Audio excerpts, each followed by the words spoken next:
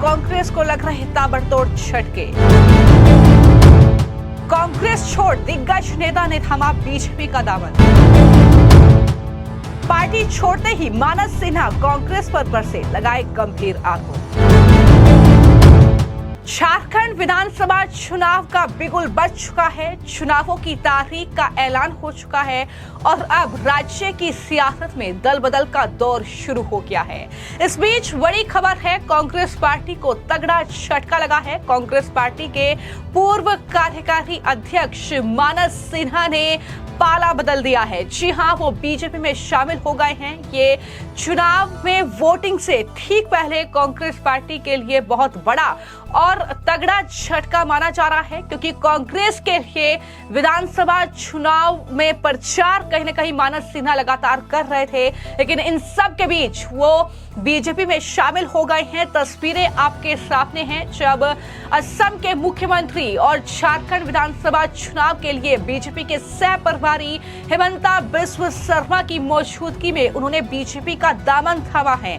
लेकिन बीजेपी में शामिल होने के बाद मानस सिन्हा किस तरीके से कांग्रेस पर बरसे हैं, आरोपों की झड़ी लगाई है। उन्होंने कहा कि मैंने पिछले 27 साल से कांग्रेस की सेवा की और अलग अलग पदों पर काम किया, लेकिन जिस तरीके से कोई सम्मान नहीं है और यही वजह है कि इस तरीके से मैंने जो है ये बीजेपी में शामिल होने का फैसला किया। किस तरीके से मानस सिन्हा ने तमाम आरोप कांग्रेस पार्टी पर लगाए हैं, जरा सुनिए।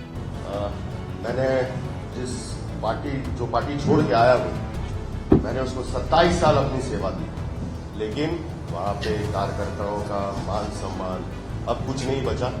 तो मैं आदरणीय नरेंद्र मोदी जी, जो पूरे विश्व के नेता हैं, अब मैं उस पार्टी में आया हूँ और मैं मीडिया के सामने ये बोल रहा हूँ, मैं कोई किसी पद की लालसा या कोई टिकट की लालसा से नहीं आया हूँ। मैंने 27 साल उस पार्टी में संगठन को मजबूत करने का काम किया है और रिजल्ट भी दिया, लेकिन वहां काम का वैल्यू नहीं है।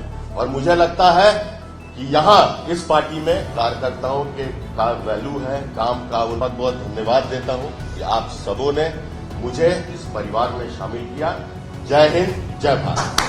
तो मैं आपको जानकारी दे दूं कि मानस सिन्हा, जो कि कांग्रेस पार्टी में अहम जिम्मेदारी झारखंड में निभा रहे थे, उन्होंने सभी पदों से इस्तीफा दे दिया है और कहा कि उन्होंने कांग्रेस पार्टी में सभी पदों से इस्तीफा दिया। वहीं असम के मुख्यमंत्री का बयान भी सामने आया है। उन्होंने कहा कि कांग्रेस ने उन कार्यकर्ताओं का कोई महत्व नहीं है जिन्होंने पार्टी के लिए अपना जीवन समर्पित किया है।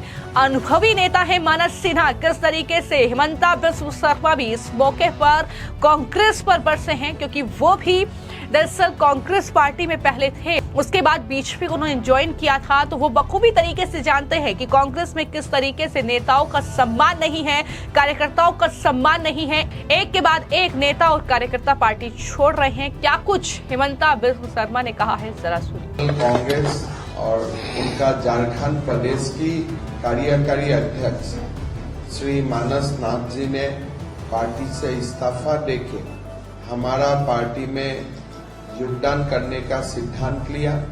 प्रधानमंत्री नरेंद्र मोदी जी की जो प्रभावशाली नेतृत्व है, नेतृत्व में उनका आस्था जताया और चुनाव में एक साथ काम करने का वादा भी किया है।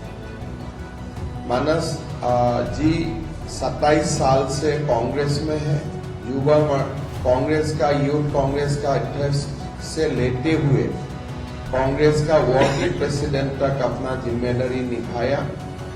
आज कांग्रेस में कोई भी जो डेडिकेटेड वर्कर है, अच्छी वर्कर है, जो कांग्रेस के लिए जीवन दिया है, उनका कोई महत्व नहीं रह गया है और कांग्रेस पार्टी परिवारवाद और जो नेता का आसपास चलते हैं, बैठते हैं, उनका ही पार्टी बन के रह गया है।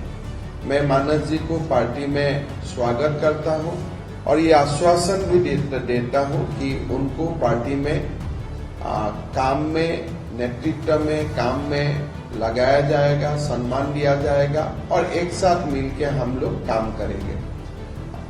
फिर एक बार मैं मानस जी को हमारा पार्टी में स्वागत करता हूं। और मानस जी का साथ और बहुत सारे कार्यकर्ता हमारा पार्टी में आए हैं।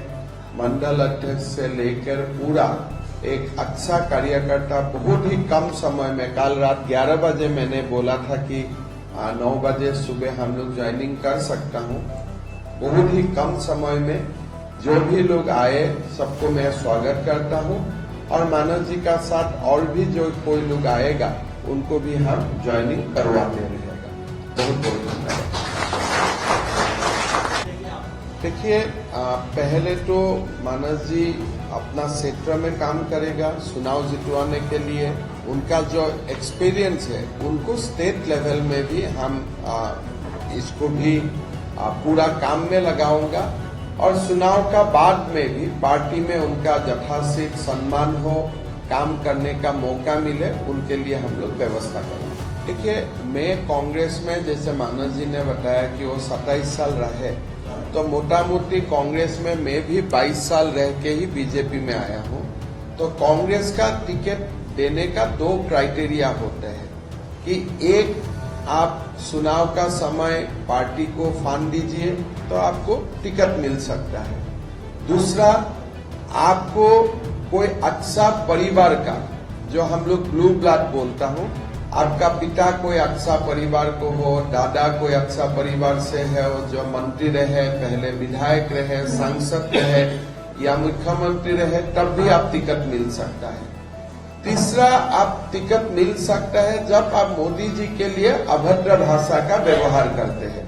हर सभा में आप नरेंद्र मोदी जी के लिए अभद्र भाषा व्यवहार कीजिए, तब भी आपको टिकट मिल सकता है। तो कांग्रेस में टिकट मिलने का 3 ही क्राइटेरिया है। आपका पास अपार पैसा होना पड़ेगा, ना तो आपका फैमिली ब्लू ब्लड होना पड़ेगा, कोई बड़ा फैमिली का आपका मेंबर होना पड़ेगा, नहीं तो आप नरेंद्र मोदी जी को और बीजेपी को आप जो भी आए मुंह में आप कटुतापूर्ण सब व्यवहार कीजिए, गाली दीजिए, 5 साल वही करते रहिए, तब भी आपको टिकट मिल सकता है। जो काम करते हैं पार्टी के लिए, जो डेडिकेटेड कार्यकर्ता है, उनको अब टिकट कांग्रेस में मिलने का समय पार हो चुका है। तो पास को हमें दे दे, हम कैंडिडेट ही नहीं उठाएगा। तो मैं हेमंत सोरेन जी को बोलना चाहता हूँ, 5 करोड़ बीजेपी का राशि में वो चेक से डोनेट कर दे, हम ही नहीं उठाएगा कैंडिडेट, क्या फर्क पड़ता है।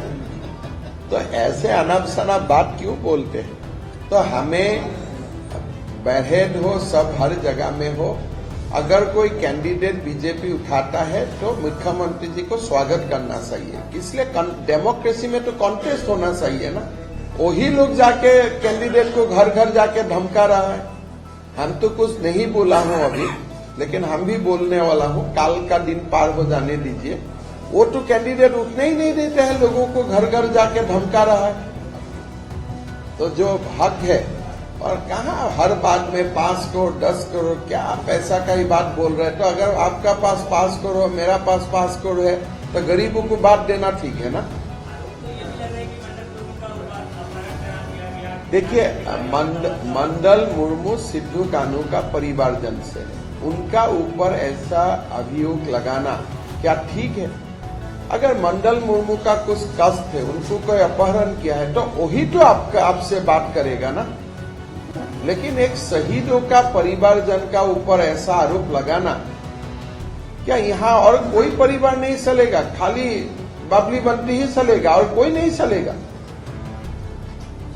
और भी तो बहुत परिवार है जो झारखंड के लिए, ये स्टेट बनाने के लिए अपना सब कुछ निस्वार कर दिए थे, पूरा ब्रिटिश से संग्राम किए थे। सब परिवार का सम्मान होना चाहिए।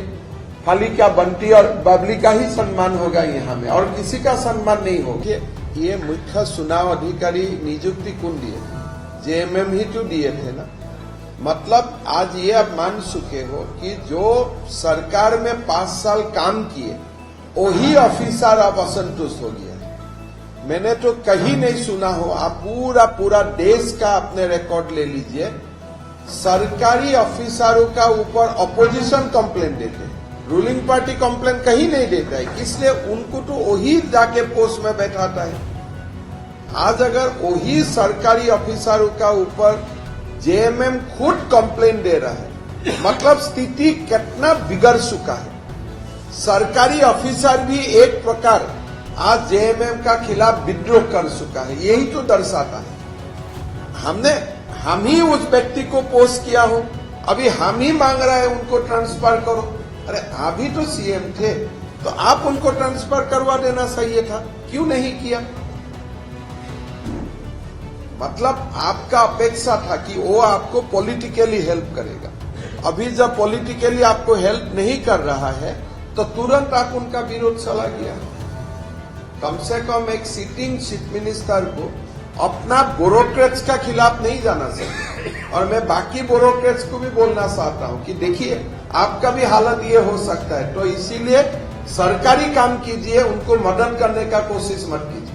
तो आपने हिमंता बिस्व शर्मा को सुना, जो साफ तौर पर ये कह रहे हैं कि पार्टी को मजबूत करने का काम मानस सिन्हा हमारे लिए करेंगे झारखंड में, क्योंकि झारखंड में बीजेपी जो है वो सत्ता में आने का सपना संजोए हुए है। इस बार रणनीति के तहत चुनावी मैदान में उतरी है। तो ऐसे में बात अगर मानस सिन्हा की जाए तो वो गढ़वा जिले के भावनाथपुर सीट से टिकट चाहते थे, लेकिन इंडी गठबंधन के तहत ये सीट जो है वो झारखंड मुक्ति मोर्चा के खाते में गई।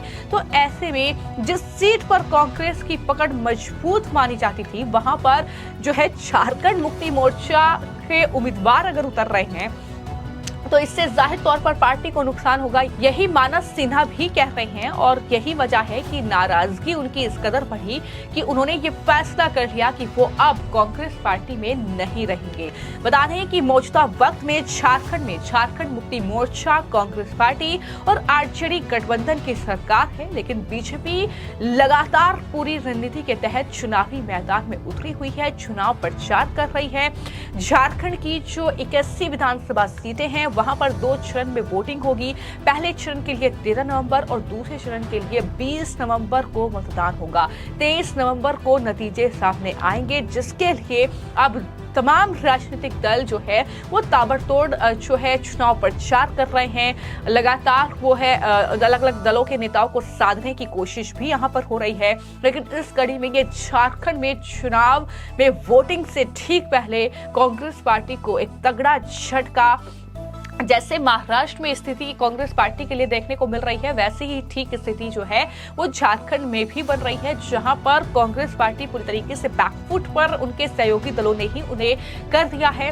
तो इसका नतीजा क्या होगा ये तो आने वाले वक्त में चुनाव नतीजों में ही देखना होगा। लेकिन फिलहाल सवाल यही है कि क्या आपको लगता है कि जिस तरीके से ये लगातार दल बदलने का दौर जारी है और कांग्रेस पार्टी को ये तगड़ा झटका लगा है मानस सिन्हा के तौर पर, ये कांग्रेस को कितना नुकसान झारखंड में पहुंचाएगा और झारखंड में किसकी बनेगी सरकार, इसका भी जवाब कमेंट बॉक्स में जरूर दीजिए।